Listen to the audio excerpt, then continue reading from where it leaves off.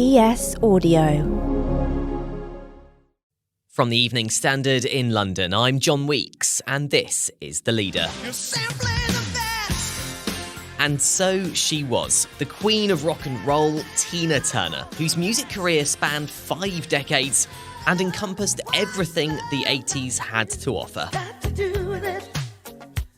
Despite rising to fame in the soul and R&B scene of the late 50s and 60s, it was her 80s comeback which saw some of her best-known tracks that even led to a film about her life and her being chosen to record a Bond soundtrack. But it's the tough parts of her life that really make her story inspirational, as she bounced back from an abusive relationship and having to play small-time gigs in bars and clubs to relaunch her career and become a music icon. So, what is the story of Tina Turner's life and career? How did she manage to make such an epic comeback to music? And what will her legacy be? When it comes down to it, on stage or in a recording studio, she was absolutely brilliant. That's what everything else is built on. She was an absolutely fantastic singer and performer. Robert Dex is the Evening Standard's arts correspondent. So Rob, top trending on Twitter today, on the front page of almost all the papers, a plethora of celebrities paying tribute. It goes to show just how big an icon Tina Turner is, right? Oh yeah, I mean, she's massive. I mean, I've been doing this job about 8 years, and I think I've been starstruck twice. And one of those was 5 years ago on the opening night of Tina Turner the Musical, when we were on stage interviewing the cast and the crew, you know, the actors that were playing her and Ike, and the playwright that had written the book and all that, the story that the music was all based around. And we were on stage. It had been a really great night. It's a great show. If you haven't been, go and see it. And we were just about wrapping up for the night, and we were done, and the PR came and tapped me on the shoulder and said, "Have you got time for one more chart?" And I turned around, and there was Tina Turner, and my jaw just totally hit the floor, because she looked like Tina Turner, you know, high heels, enormous hair, you know, just total star presence. And we just spent sort of an hour and a half, 2 hours, however long the show is, basically watching her life. And that show is a musical, but it is not just a complete triumph, you know. There's some pretty dark stuff in there, as there was in her life. And there's abuse, there's personal tragedy. And we'd sat and watched through all this, and then suddenly the woman herself walks up. So yeah, that was quite something, meeting her, that really was. And outside of the shock, or the initial shock, I guess, of seeing her in the flesh, why else do you think you were so starstruck, Rob? And what was your sort of interaction with her like?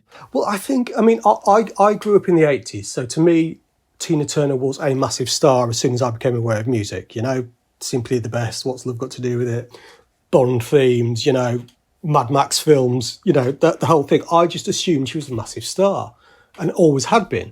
And then you get into like music, and you go back a bit and you listen to the stuff she did with Ike, and, you know, the Ike and Tina Turner stuff, which she literally, I mean, she did her first recording with Ike in 1958. I mean, they were there when rock and roll was being invented. And she had those gospel roots, and he was an amazing guitarist.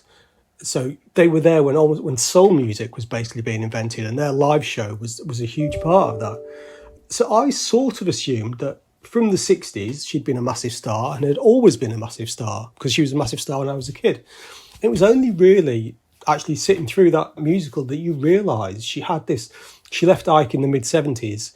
Her career collapsed. She was basically singing in casinos as a nostalgia act. It wasn't like someone like McCartney or the Stones, who've just been major stars and stayed at that level for their entire careers. You know, she had a serious career dip. But she always had that stage presence, and she always had that voice in her locker. And then, I mean, she did a really remarkable thing. I mean, this is a woman who is sort of grounded in soul and gospel and R&B. And in the early 80s, she came to a fairly rainy England and teamed up with a load of guys who made synth music, which is not a natural progression in her career. But, you know, God, it worked. And she then became an enormous star again. In fact, became a bigger star than she had been the first time round. And those songs like, you know, The Best and What's Love's Got to Do with It and Private Dancer, all those sort of stuff, she became even bigger. She sold millions of records, played to millions of people. And, you know, lots of people get really, really famous and really, really big and top the charts, and then their careers sort of start to slide. You know, it's a pattern all over the history of rock music, isn't it?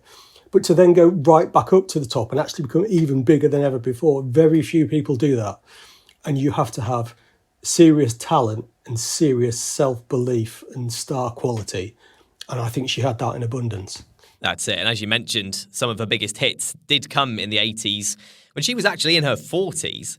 And people have called it her sort of comeback. But I understand in an interview she said at that point, Tina hadn't arrived. Can you just give us an idea of how significant her music was to that 80s era? It just sums it up, doesn't it? I mean, the synthesizers, the huge power chords, the anthem-like choruses. I mean, they are songs that are made to be sung in enormous stadiums with hundreds of thousands of people. And that was kind of in the 80s. I mean, that was it. You know, rock music was moving in that direction, and it was getting a bit smooth and a bit overproduced. But as long as you had her voice, which still had that sort of strength to it, and this is a woman who'd learned to sing and learned sort of her stagecraft in crappy little bars and clubs in the southern states of the US, do you know what I mean? So she brought that grit to it. So she was one of the biggest stars of the 80s, but precisely because she wasn't just of the 80s, do you know what I mean? She had a bit of soul to her still, and she had a bit of... she knew what she was doing, and she had a life and a career already, and that shows. But I mean, I think that point about what she said about being Tina is in the 80s is when she struck out on her own. And it wasn't Ike and Tina Turner, and it wasn't the Ikeettes, and it wasn't the Ike and Tina Turner Review and all that sort of stuff. It was just her on her own. And that, again, was part of the power, that she'd hung on so long that she was here to enjoy it the second time round, I think. And I think that showed in the performances and in the music.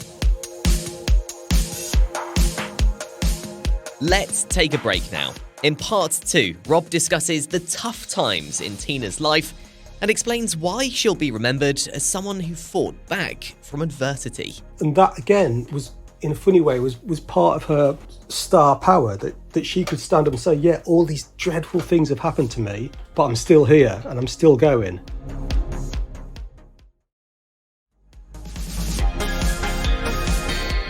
So, Rob, behind the scenes, I understand she had quite a tough life at times, showcased in part in the film in 1993, What's Love Got to Do With It, and also the stage show you mentioned. Can you just give us an idea of what adversity she did face, what she did go through, and how she came out of that, effectively? I mean, she was a teenager when she started with Ike Turner. She was very young when she married him. It was what now you would call, I guess, a controlling relationship. It was also an extremely violent relationship. I mean, he beat her fairly mercilessly. There was extremely violent domestic abuse. There was one night a few years ago when the musical was done as a fundraiser for a domestic abuse charity. And that was part of it, in that she told the story in a book, which became the film and which was in the musical as well. And she never shied away from it. You know, she was quite open about the way he'd behaved to her and the way she behaved. She finally left him, I think, in 1976. And that, again, was, in a funny way, was part of her star power, that she could stand up and say, yeah, all these dreadful things have happened to me, but I'm still here and I'm still going, and I've got through the other end. And I think people just responded to that, you know? She spoke quite openly about how she turned to Buddhism after that. What exactly has she said about that and about her religion? Yeah, I mean, that's sort of one of those things that are sort of slightly unexpected. And she became, I think, a Swiss citizen as well towards the end of her life. Actually, that's one of the things that comes out really nicely in the musical, in that while she was sort of relaunching this career the second time round and going in these unexpected directions, she met a German music producer, and they got on very well and eventually married. And actually, he was with her the night that the show opened. And that was a real sort of tribute to them. They both found basically a new life, you know? She'd gone through all this awful stuff. And I think she was probably often like people who have been through awful things, to get an appreciation of life. And if you get a second chance, you take it. And she took it. And as well as this new relationship and moving to Switzerland, of all places, which seems kind of a strange place for Tina Turner to end up, she embraced Buddhism. And again, she talked openly about how that spirituality helped her deal with life, and she was obviously quite ill in the last years of her life.